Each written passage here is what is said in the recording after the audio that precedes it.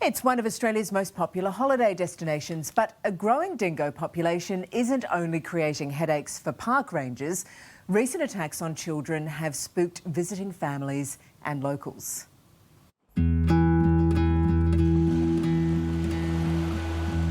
Few animals in Australia can spark emotion quite like the dingo. Ever since baby Azaria disappeared all those years ago and Meryl Streep immortalised Lindy Chamberlain's desperate cry in the outback. The dingo's got my baby! The only other fatal dingo attack happened on these sand dunes at Waddy Point on Queensland's Fraser Island when 9-year-old Clinton Gage was attacked and killed 20 years ago. Just a few kilometres away at Orchard Beach, 2 young children were recently attacked within weeks of each other, reigniting the dingo debate. Just in front of that tiny township, we get our first glimpse of this majestic yet feared creature. Most people would never get to see one of these in the wild unless they visit Fraser Island. The problem for authorities is how to manage these beautiful yet potentially dangerous animals on an island with close to 500,000 tourist visits each year. I mean, dingoes are opportunistic. They're topwater predators. I'm not saying they're out to get people, but if an opportunity presents itself, especially with something small like a child that's actually smaller than a swamp wallaby, they'll generally go for it. Linda Berendorf is Fraser Island's dingo ranger, the person tasked with keeping the animals and the humans safe from each other. Dingoes are an extremely important part of this island, and not just physically but culturally. They belong here, it's their home, and it is our job to make sure that other people understand that too.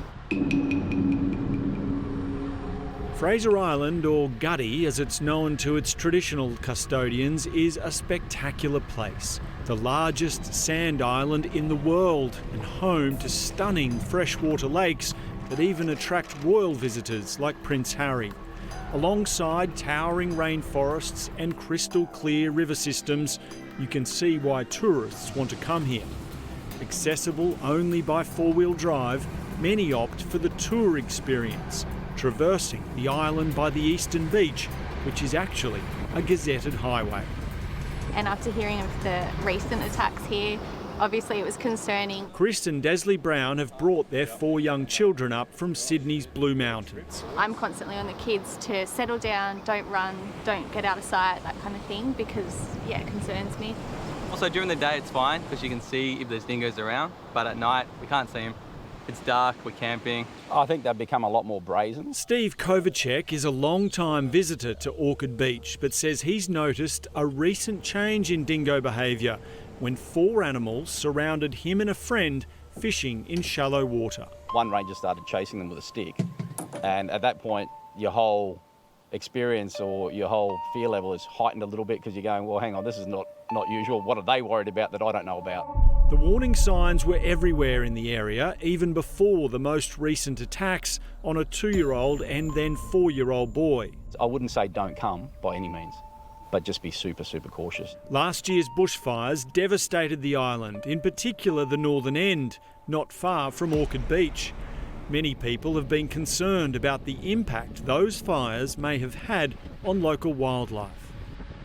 It seems the fires may have changed human behaviour more than dingo behaviour. People have begun feeling sorry for the animals, worrying they look starving and ignoring the golden rule about not feeding any wildlife.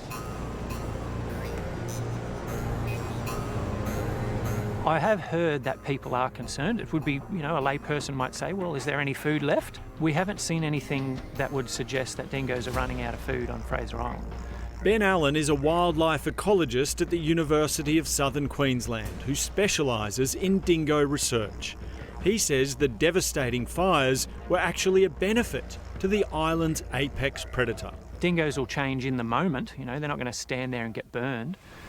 But a lot of predators, including dingoes, quickly go back into those burned areas looking for food.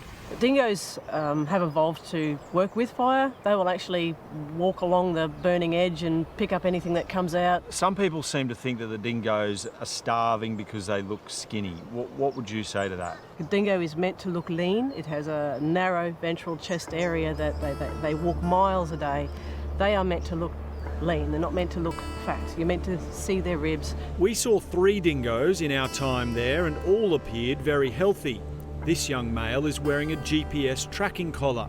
It may look large but has to weigh less than 5% of its body weight and hasn't stopped this one from finding a mate to breed with. This is the Orchid Beach area, and you can see where it's travelled up and down the eastern beach, but also gone inland. The collars are the latest tool used by rangers to assess where dingoes run into problems with humans and prevent further attacks. It's extremely important. Our job is to save lives, both dingo lives and human lives, and to stop that high-risk interactions occurring. The problem for rangers is that human interactions are making their jobs so much harder. You like my lamb curry? Despite the threat of hefty fines and warning signs everywhere, people continue to feed dingoes. This one's been fed cheesels. That person has pretty much signed the fate or even the death warrant of that animal, influencing the way it eats, what it eats, and even it now wanting to come to humans to get an easy food source. We could see this change in behaviour ourselves. Watch as this dingo approaches a passing car, sniffing the air, wondering if there might be some food thrown its way. The motorist only takes a photo before driving off. A fed dingo is a dead dingo.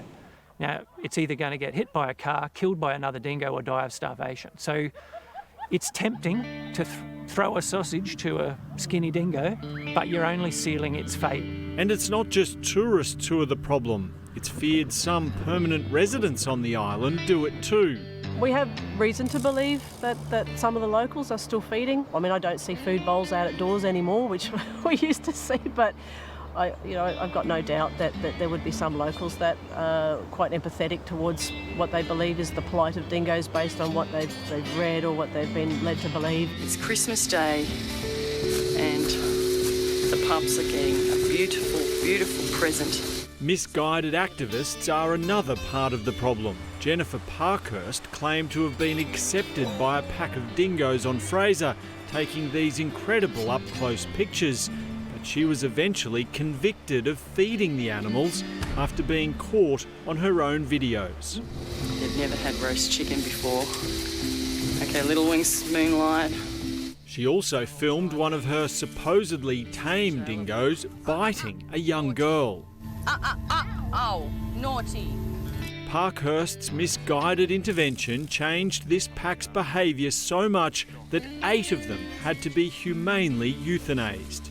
An awful task dumped on the rangers and vets to ensure the human population stays safe. It does affect you. It affects every person that is involved in that process. And it's hard enough when they're injured, but it's another thing when you've had to do it because of what other people have done. So it really hits you hard because they belong here. But this is their place. Fencing around campsites and townships is another tool at the disposal of authorities to maintain safety.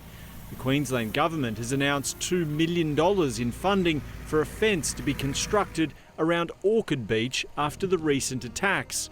But even that non-lethal measure is questioned by some locals and activists like Malcolm Kilpatrick from Save Fraser Island Dingoes. What we found when they've done that around other locations is that it's upset the dingo pattern quite considerably, and dingoes have lost their lives trying to work their way around the new surrounds. If we could get people to do the right thing, which is to not feed them, and then not even feed them accidentally, so look after your food and all that kind of stuff, well, if we could get everyone, not just 99%, but everyone to do that, we would not have these problems.